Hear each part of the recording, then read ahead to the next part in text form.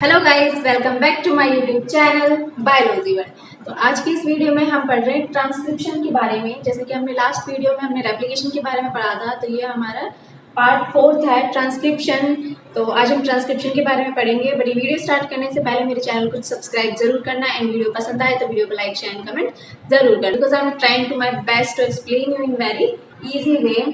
सो आपको इजीली जो भी शॉर्ट नोट्स में जो भी लास्ट वीडियो हमने जो बनाई थी उनसे रिलेटेड अब तक जो भी मैं वीडियोस बनाऊंगी उनके लिए शॉर्ट नोट्स आपको अवेलेबल होंगे।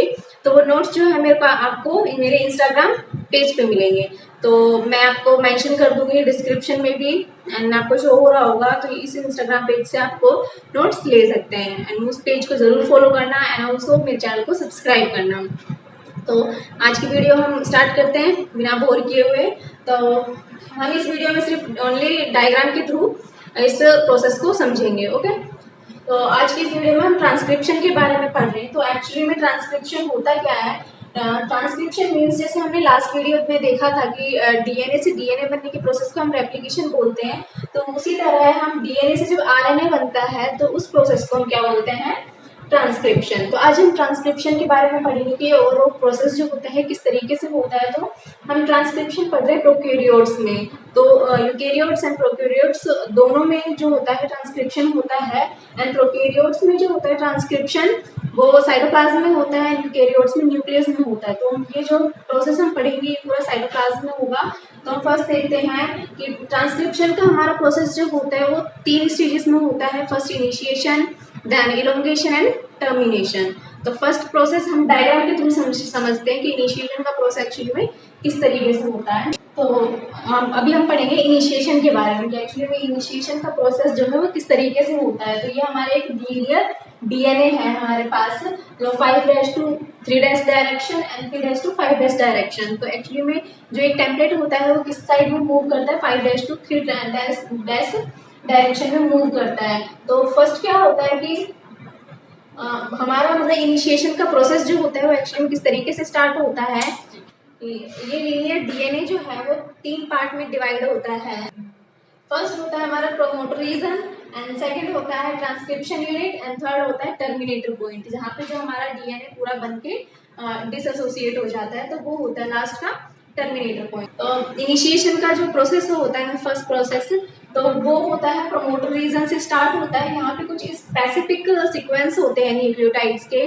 तो उस सीक्वेंस से क्या होता है? आरएनए पॉलीमरेज होता है। आरएनए पॉलीमरेज वहाँ आके बाइंड करता है एक एंजाइम।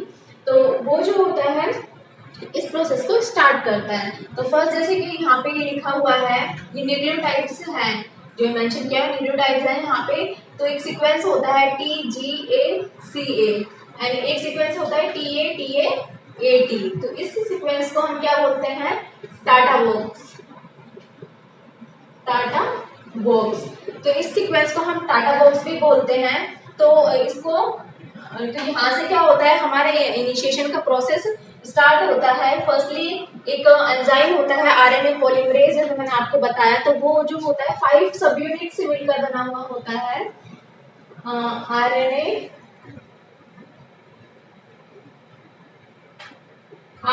पॉलीमरेज। तो आरएनए पॉलीमरेज जो होता है वो 5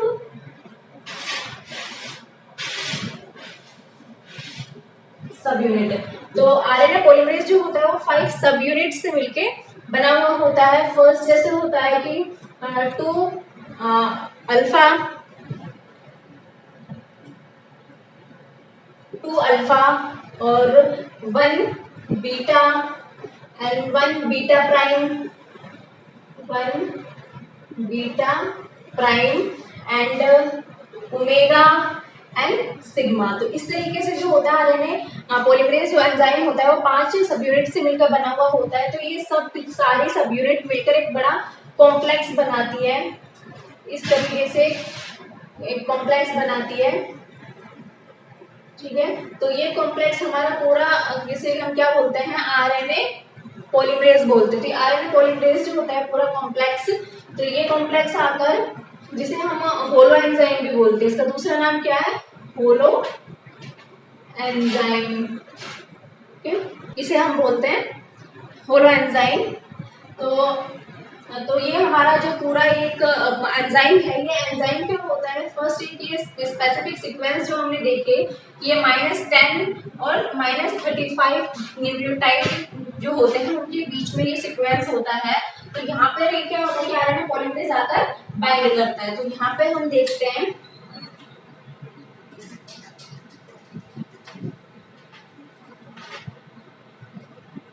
यहाँ पे फर्स्टली हमारा आरएनए पॉलीमरेज जो है वो आ जाएगा, और ये नीचे की तरफ ये होता है सिग्मा फैक्टर, क्योंकि सिग्मा फैक्टर जो होता है वो सिर्फ इनिशिएशन के प्रोसेस में रहता है।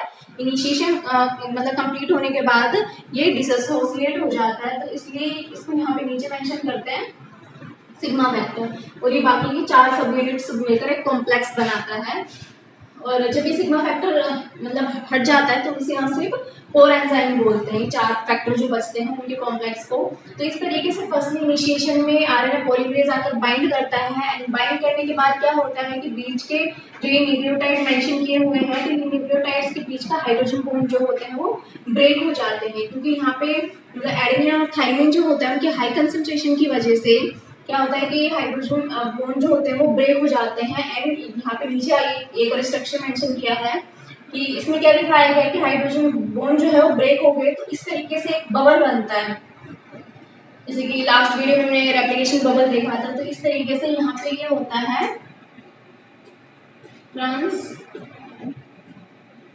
Transcription bubble.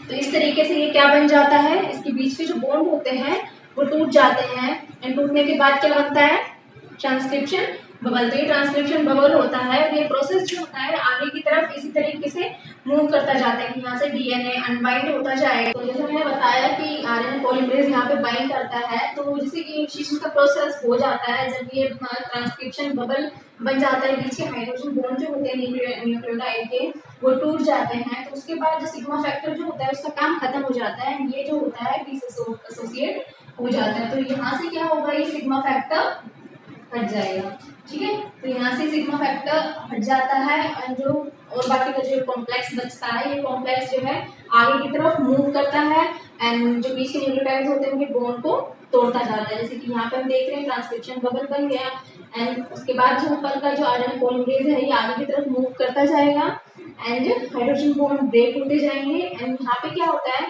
साथ साथ में आरएनए पॉलीमरेज जो है वो 5 to 10 न्यूक्लियोटाइड की चेन बना देता है।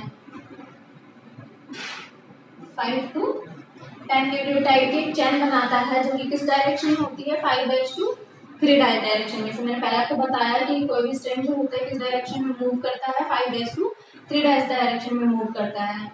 एंड इनकी मतलब जो कोडिंग होती है वो एक दूसरे की कॉम्प्लीमेंट्री होती है, कि अगर इस मतलब एक दूसरे के अपोजिट होगी। लाइक अगर यहाँ पे मतलब लाइक एडेनिन है तो यहाँ यूरेसिल होगा, यहाँ गुआनिन है तो यहाँ साइटोसिन होगा, इस तरीके से। यहाँ पे यूरेसिल कैसे है कि डीएनए में तो थाइमिन था, तो आरएनए में क्या होता है कि यही होता है, जैसे डीएनए में एडेनिन और थाइमिन बॉन्ड करते हैं, ऐसे ही आरएनए में एडेनिन के साथ क्या बॉन्ड करता है, यूरेसिल बॉन्ड करता है। तो इस तरीके से यहाँ पे एक 5 to 10 न्यूक्लियोटाइड की चैन बन जाती है, जो कि इसके न्यूक्लियोटाइड जो होते हैं वो एक दूसरे के अपोजिट कॉम्प्लीमेंट्री होते हैं। तो इस तरीके से एक चैन बनती है, जैसे जैसे यहाँ पे मूव करता जाएगा वैसे वैसे यहाँ से क्या है, चैन यहाँ से बाहर की तरफ निकलती जाती है। तो नेक्स्ट हमारा प्रोसेस होगा इलोंगेशन का। इलोंगेशन जिसमें कि ये प्रोसेस जो है, ये डीएनए जो है इसका स्ट्रैंड जो है इलोंगेट होता जाएगा, मतलब और लंबा होता जाता है। तो नेक्स्ट हम वो देखेंगे। नेक्स्ट हम पढ़ रहे हैं इलोंगेशन के बारे में। तो ये इलोंगेशन प्रोसेस का एक डायग्राम है। तो इलोंगेशन जो होता है वो किस तरीके से होता है वो हम देखेंगे। तो फर्स्ट जैसे एक हमारा मतलब लास्ट क्या हुआ था कि मतलब ट्रांसक्रिप्शन बबल बन गया था, एंड सिग्मा फैक्टर जो होता है, यहाँ पे हमने सिग्मा फैक्टर जो मेंशन किया था, सिग्मा फैक्टर जो होता है वो डिसोसिएट हो जाता है, सिग्मा फैक्टर अलग हो जाता है, मतलब इसका काम जो होता है वो वर्क खत्म हो जाता है, ये इस प्रोसेस से अलग हो जाएगा। तो ये बाकी का जो कॉम्प्लेक्स बचता है जो 4 सब यूनिट से मिलकर बना हुआ है, तो इसे हम क्या बोलते हैं, कोर कॉम्प्लेक्स। कोर कॉम्प्लेक्स बोल सकते हैं, या कोर एंजाइम, या कोर एंजाइम भी बोल सकते हैं। ठीक है, तो इस तरीके से ये आरएनए पॉलीमरेज जो होता है इसे अटैच रहता है एंड इसका वर्क क्या होता है, अब ये आगे की तरफ जो है मूव करता जाता है, आगे की तरफ मूव करता जाएगा एंड ये बीच के जो न्यूक्लियोटाइड्स हैं इनके हाइड्रोजन बॉन्ड है वो ब्रेक होते जाते हैं, हाइड्रोजन ब्रेक मतलब हाइड्रोजन बॉन्ड जो है वो ब्रेक होता जाएगा। इस तरीके का जो यहाँ पे बबल है, मतलब हमारा ट्रांसक्रिप्शन बबल जो बना हुआ है, ये बबल जो है ये आगे की तरफ, ये बबल भी इसके साथ साथ आगे की तरफ मूव करता जाएगा, मतलब ये अनबाउंड होता जाएगा एंड दोबारा से पीछे की तरफ से जो भी हाइड्रोजन बॉन्ड है वो दोबारा जॉइंट होते जाते हैं। तो इस तरीके से ये प्रोसेस होता है। तो यहाँ पे क्या है कि जैसे मैंने बताया कि डीएनए का एक जो नॉन कोडिंग स्ट्रैंड जो होता है वो एक टेम्पलेट की तरह वर्क करता है, तो ये टेम्पलेट की तरह वर्क कर रहा है। तो यहाँ पे क्या फर्स्ट मतलब इनिशिएशन के प्रोसेस में हमारा 5 to 10 न्यूक्लियोटाइड का एक चेन बन गई थी, तो ये चेन जो है 3 to 5 डायरेक्शन में मूव करेगी। ठीक है, तो इस तरीके से मूव करती है कि मतलब यहाँ से ये इस तरफ मूव करेगा, डीएनए बाउंड होता जाएगा एंड जो ये मतलब आरएनए जो है वो इस तरीके साइड से बनता जाएगा। तो 5 to 3 डायरेक्शन में ये मूव करता है एंड डीएनए की जो चेन होती है वो सिंगल स्ट्रैंडेड होती है, तो सिंगल स्ट्रैंडेड होती है। तो इस तरीके से जैसे जैसे ये आगे की तरफ मूव करता जाएगा, आरएनए बनता जाएगा, जो पीछे का जो स्ट्रैंड होएगा डीएनए का जो न्यू सिंथेसाइज होता है, तो ये डीएनए का स्ट्रैंड जो है ये मतलब डीएनए से डिसोसिएट हो जाता है, मतलब पीछे बाहर की तरफ ये इस तरीके से निकलता जाता है। तो डीएनए और आरएनए जो होता है अप्रोक्सीमेटली सेम ही होते हैं। इसमें क्या होता है कि एडेनिन के साथ यूरेसिल बॉन्ड बनाता है, ठीक है, ये डिफरेंस होता है। तो इस तरीके से इलोंगेशन के प्रोसेस सिर्फ इतना ही होता है कि इसमें जैसे जैसे आरएनए पॉलीमरेज आगे की तरफ मूव करता जाता है वैसे वैसे आरएनए जो होता है सिंथेसिस होता है एंड ये इस डायरेक्शन में बाहर की तरफ मूव करता है। तो ये हमारा एक सिंगल स्टैंडर्ड क्या बन जाता है, आरएनए। तो नेक्स्ट हम देखते हैं कि टर्मिनेशन का प्रोसेस क्या होता है। तो मतलब लास्ट हमने रेप्लिकेशन पढ़ा था, तो रेप्लिकेशन का प्रोसेस जो होता है वो ट्रांसक्रिप्शन से थोड़ा कॉम्प्लेक्स होता है। इसमें आपने देखा था कि काफ़ी तरीके के एंजाइम होते हैं एंड प्रोटीन्स होते हैं, बट इसमें क्या होता है कि सिर्फ एक ही तरीके का एंजाइम होता है, आरएनए पॉलीमरेज, जो ये पूरे ओवरऑल प्रोसेस को करता है। जो भी 3 हम प्रोसेस पढ़ रहे हैं, इनिशिएशन, इलोंगेशन एंड टर्मिनेशन, तीनों प्रोसेस सिर्फ एक एंजाइम के थ्रू होता है। तो ये एक सिंपल प्रोसेस है जिसे हम इजीली समझ सकते हैं। तो नेक्स्ट हम पढ़ रहे हैं टर्मिनेशन के बारे में कि या जो हमारा न्यू सिंथेसिस हुआ है आरएनए का वो किस तरीके से अब डीएनए से टर्मिनेट होगा, क्योंकि यहाँ पे जो बॉन्ड बना हुआ है न्यूक्लियोटाइड के बीच में, तो इनको ब्रेक करना जरूरी है ताकि डीएनए का स्ट्रैंड जो है वो अलग हो सके, सॉरी आरएनए का जो स्ट्रैंड है वो अलग हो सके। तो नेक्स्ट हम देखते हैं टर्मिनेशन के बारे में। तो हम थर्ड पार्ट के बारे में पढ़ रहे थे, टर्मिनेशन। तो फर्स्ट हमने पढ़ा था कि मतलब ये प्रोसेस जो है वो किस तरीके से स्टार्ट होता है, इनिशिएशन पढ़ा था एंड सेकंड हमने क्या पढ़ा था, इलोंगेशन के बारे में, जिसमें जो फर्स्ट इनिशिएशन में क्या है कि 5 to 10 न्यूक्लियोटाइड्स की चेन बनी थी एंड इलोंगेशन में आरएनए जो है इलोंगेट हुआ था। जो थर्ड प्रोसेस अब हम पढ़ेंगे, थर्ड और लास्ट प्रोसेस जो है टर्मिनेशन, कि अब हमारा आरएनए जो है वो बनके तैयार हो चुका है, तो अब इसको यहाँ से टर्मिनेट कैसे करेंगे। तो ये प्रोसेस जो होता है मतलब 2 तरीके से होता है प्रोकैरियोट्स में। तो प्रोकैरियोट्स में ट्रांसक्रिप्शन पढ़ते हैं, तो यहाँ पे टर्मिनेशन 2 तरीके से होगा। जैसे फर्स्ट यहाँ पे लिखा हुआ है आरएचओ इंडिपेंडेंट, रो इंडिपेंडेंट और रो डिपेंडेंट। तो रो जो होता है प्रोटीन होता है, तो उसमें 2 तरीके से होते हैं कि मतलब रो प्रोटीन जो है मतलब एक इस इंडिपेंडेंट में तो पार्टिसिपेट नहीं करता है और डिपेंडेंट जो होता है उसमें पार्टिसिपेट करके टर्मिनेशन करता है। तो फर्स्ट हम देखते हैं कि रो इंडिपेंडेंट जो प्रोसेस है वो किस तरीके से होता है टर्मिनेशन का। कि इस प्रोसेस में क्या होता है, कुछ स्पेसिफिक सीक्वेंस होते हैं टर्मिनेटर रीजन पे। यहाँ से जो प्रोमोटर रीजन था, यहाँ से जो है रेप्लिकेशन सॉरी ट्रांसक्रिप्शन हमारा स्टार्ट हुआ था एंड लास्ट में क्या आता है टर्मिनेटर रीजन। टर्मिनेटर रीजन पे कुछ ऐसे सीक्वेंस होते हैं जिसे हम पैलेंड्रोमिक सीक्वेंस बोलते हैं। तो वो सीक्वेंस क्या होता है, वो एक सिग्नल प्रोवाइड करते हैं जो आरएनए मतलब आरएनए पॉलीमरेज जो है वो मतलब अब पहले से ही प्रोमोटर रीजन से ही मूव करता आ रहा है और आरएनए सिंथेसिस कर रहे हैं। बट यहाँ पे टर्मिनेशन मतलब सॉरी टर्मिनेटर रीजन जो होता है, यहाँ पे एक ऐसा सीक्वेंस होता है पैलेंड्रोमिक सीक्वेंस कि वहाँ पे आकर वो एक सिग्नल प्रोवाइड करता है आरएनए पॉलीमरेज को और बोलता है कि मतलब यहीं पर ही रुक जाओ। तो इस तरीके से क्या होता है, वो उसे रुकने का एक सिग्नल देता है, तो वो यहीं पर ही स्टॉप हो जाता है। रीजन पे आके और आगे मतलब आरएनए जो है सिंथेसिस नहीं होता है तो उसको टर्मिनेट होना पड़ता है। तो यहाँ पे क्या होता है कि मतलब कुछ सीक्वेंस होता है, लाइक यहाँ पे एक लूप बन जाता है। इस इन सीक्वेंस की वजह से लूप कैसे बनता है कि तो एक जैसे लाइक एक स्ट्रैंड होता है, तो वहाँ पे क्या होता है कि तो जी सी, ठीक है, एंड बीच में क्या होता है कि कोई भी न्यूक्लियोटाइड्स होते हैं जिनका प्रॉपर सीक्वेंस नहीं होता है। फिर उसके बाद क्या होगा सी जी, ठीक है। तो बीच के जो मतलब अनप्रॉपर जो सीक्वेंस है न्यूक्लियोटाइड का, जब इनको पकड़ के हम नीचे की तरफ खींचते हैं तो एक लूप लाइक स्ट्रक्चर बनती है जिसे हम क्या बोलते हैं हेयर पिन लूप। और ये जो सीक्वेंस होते हैं ये एक दूसरे के कॉम्प्लीमेंट्री होते हैं जो आपस में बॉन्ड बना सकते हैं। तो ये इस तरीके के लूप में मतलब बॉन्ड बना लेते हैं यहाँ पे, जैसे जी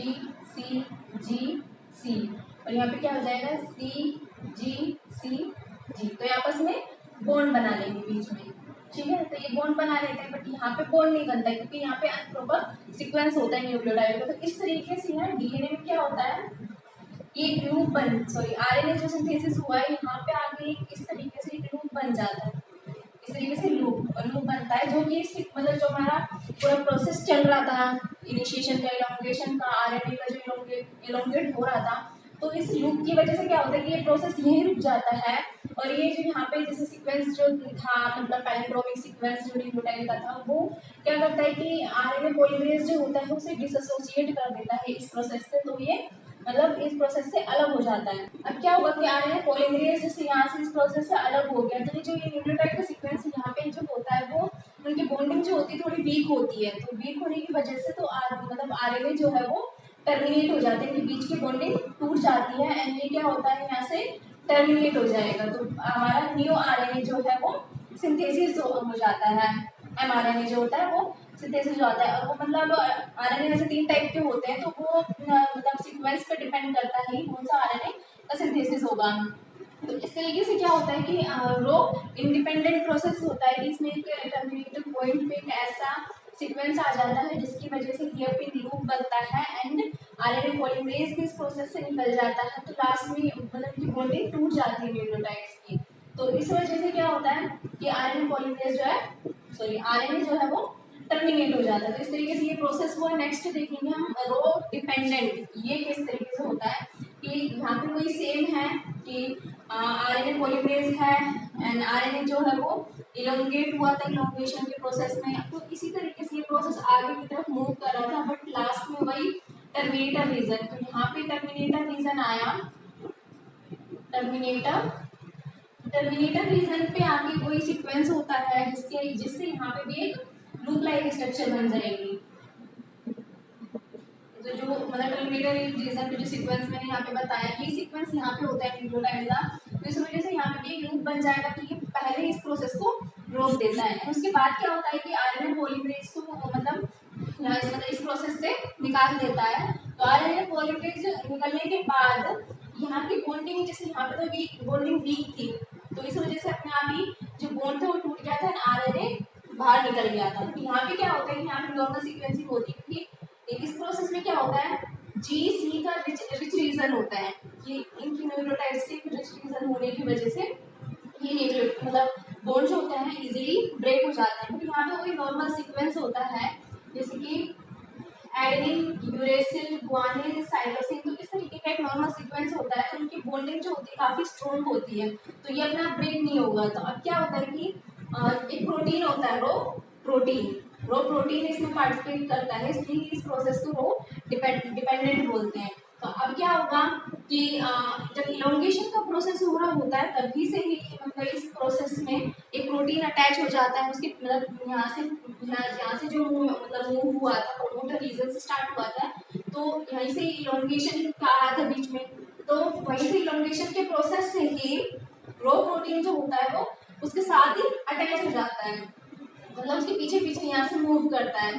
तो अब क्या होता है कि वो अब रो प्रोटीन यहाँ आरएनए पे अटैच हो जाता है। तो इस रो प्रोटीन की वजह से क्या होगा इस रो प्रोटीन की वजह से जो आरएनए जो है वो टर्मिनेट हो जाएगा, यहाँ से टर्मिनेट हो जाएगा और बाहर की तरफ निकल जाएगा मतलब डीएनए से। तो वो प्रोटीन जो है डीएनए के जो टेम्पलेट स्ट्रैंड है उससे आरएनए के स्ट्रैंड को अलग कर देता है। तो इस तरीके से क्या होता है कि एक न्यू आरएनए बनता है। ये हमारा क्या बन गया, आरएनए। तो इस तरीके से एक न्यू आरएनए जो है वो टर्मिनेट, न्यू आरएनए जो सिंथेसिस हुआ है वो टर्मिनेट हो जाता है। ओके, सो इस तरीके से क्या होगा कि टर्मिनेशन का जो प्रोसेस है दो तरीके से होता है प्रोकैरियोट्स में, रो इंडिपेंडेंट और row dependent. Okay, so I hope कि आपको ये समझ में आ गया होगा ओवरऑल प्रोसेस जो होता है ट्रांसक्रिप्शन का प्रोकैरियोट्स में कैसा होता है। एंड अगर वीडियो पसंद आई हो तो वीडियो को लाइक शेयर कमेंट जरूर करना एंड मेरे चैनल को सब्सक्राइब जरूर करना। Okay, thank you guys.